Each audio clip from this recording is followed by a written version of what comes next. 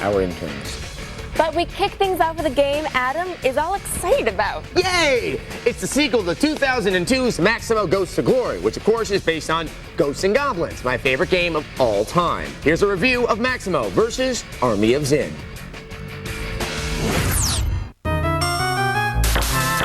Now, we all know that Maximo is an homage to the classic Ghosts and Goblins series.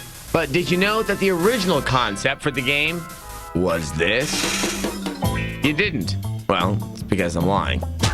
Maximo versus the Army of Zin lets us return as the heroic hero, Maximo, who's definitely been exercising hypodermically. I mean, look at those muscles. And his shoulders. The cute toothbrush on his head.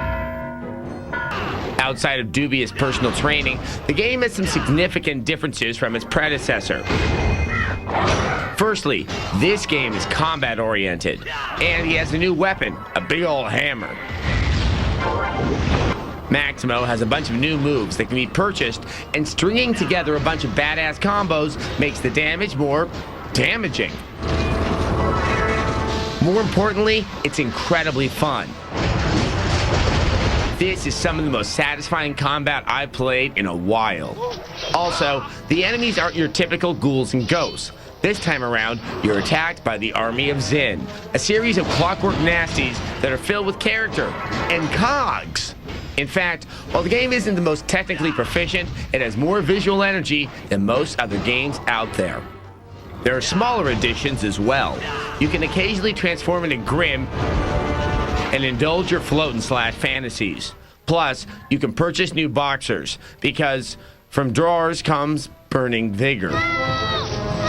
What about the sock garters of penicillin? But the best change is that the game is no longer that cheap. It's $40! Oh, that's rich.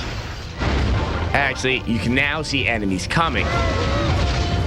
And when they hit you, you're comfortable acknowledging that it's your fault.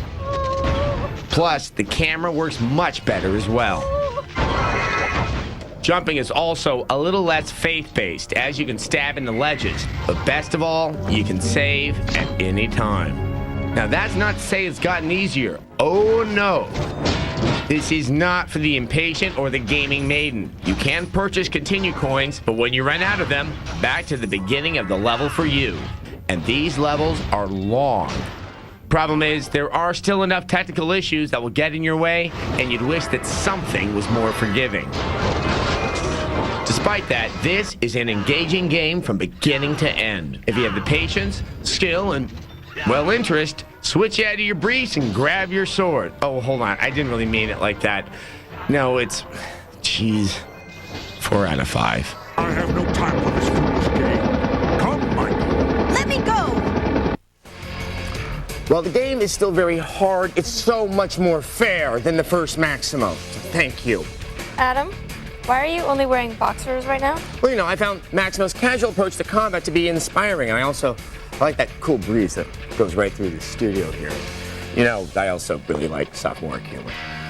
Okay, well, as many a gamer knows, video game music can be quite good. For example, the score of Panzer Dragoon Saga. Or Spyro the Dragon. Or Castlevania Symphony of the Night.